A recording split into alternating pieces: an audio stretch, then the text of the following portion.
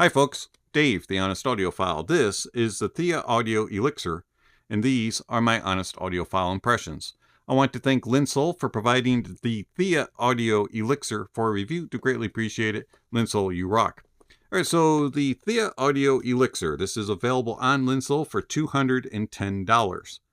It is a single dynamic driver earphone. It has a three-dimensional velocity transducer diaphragm dynamic driver that is composed of beryllium-coated interweaving layers of multi-walled carbon nanotube sheets. It also utilizes a full copper voice coil actuator. It's 18 ohms of impedance, 112 decibels of sensitivity, and a frequency response of 20 Hz to 40 kHz. Highly recommend. Check out the links down below or on screen for the ThieAudio website. They'll be able to explain all of those technical words that I just sput out a lot better than I would ever be able to explain here in the video. So check out the link. Alright, so the ThieAudio Elixir. Very, very simple unboxing and very limited accessories. Not even going to bother to show you the box. Alright, so you get two sets of tips. Foam and silicone. You get small, medium, and large of both. I used the stock tips, the silicone ones, medium size. You also get the usual type of carrying case. Alright. The Elixir. You get this burlwood faceplate, copper ring, universal shell design. Very nice looking and small. You have a very small wing, very, very subtle. There's all kinds of lettering on it to tell you right and left, which is nice. Also, the cables have red and blue dots on them. Connect with 2-pin. A decent angle, kind of a short nozzle.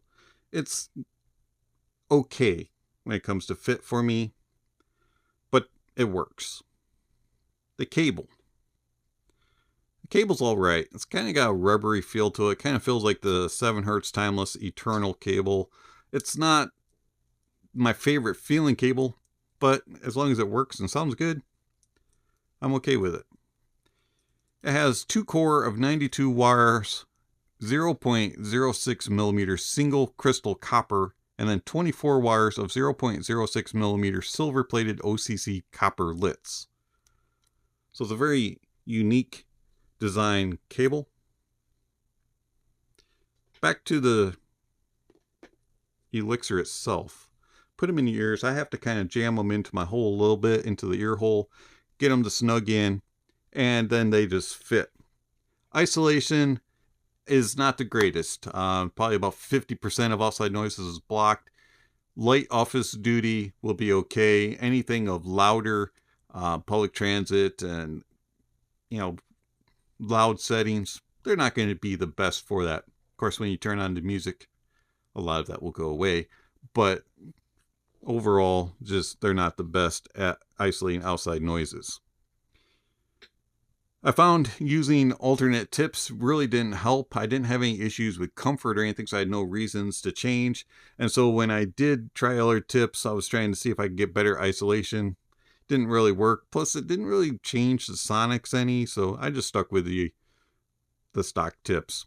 As far as the cables, I did try alternate cables, and again, I didn't really have any reason to. The cable's nice, fits well, looks good.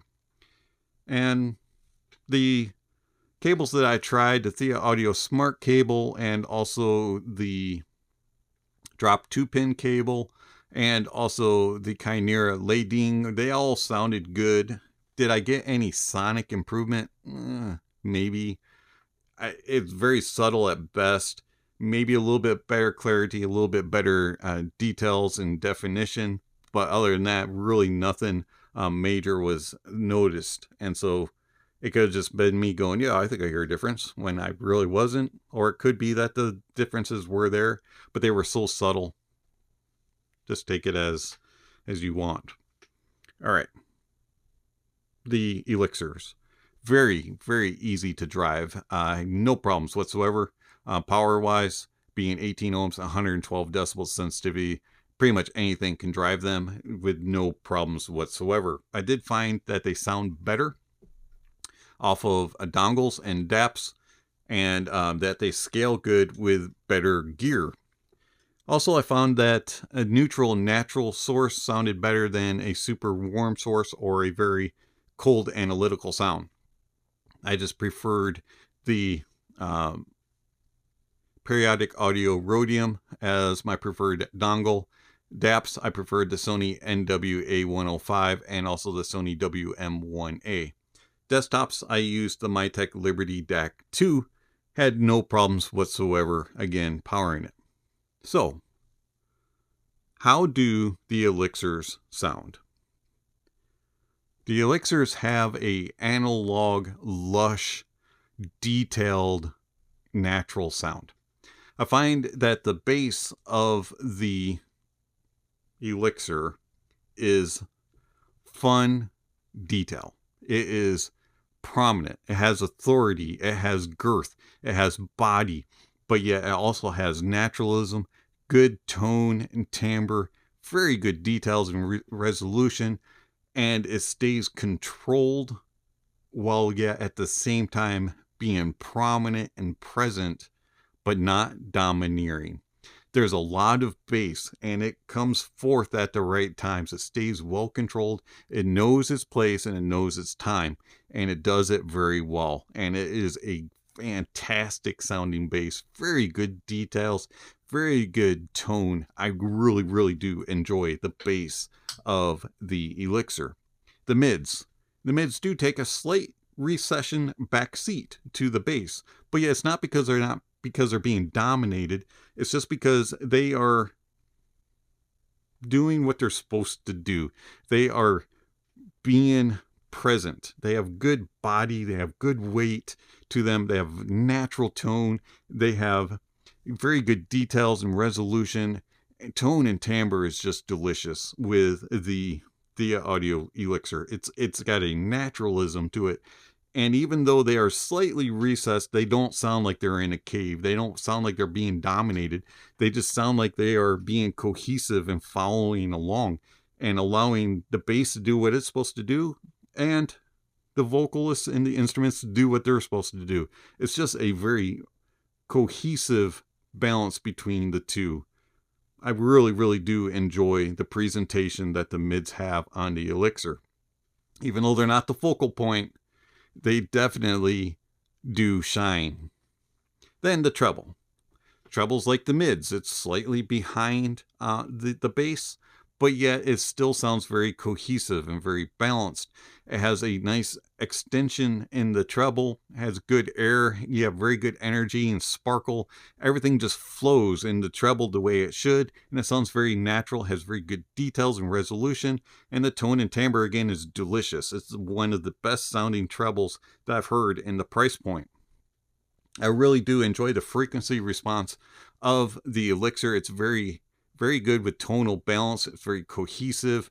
And even though the bass is a little elevated and has some presence to it, it's not domineering.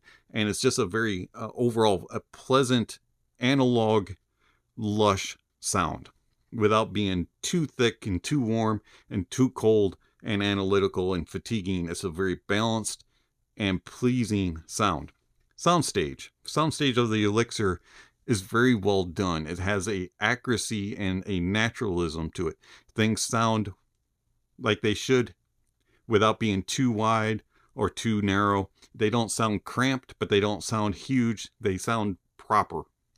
And I really do enjoy that aspect of it. You can tell what type of setting it was in when it was recorded, and you can let your imaginations kind of run wild. It does a good job with depth, and you can really read into a stage, and you can figure out the different rows and the different seating positions. It does a really good job with layering. Everything just kind of plays together. It's very cohesive without sounding muddled and jumbled and bashing into each other and being smeared. It does a very good job of being very well executed.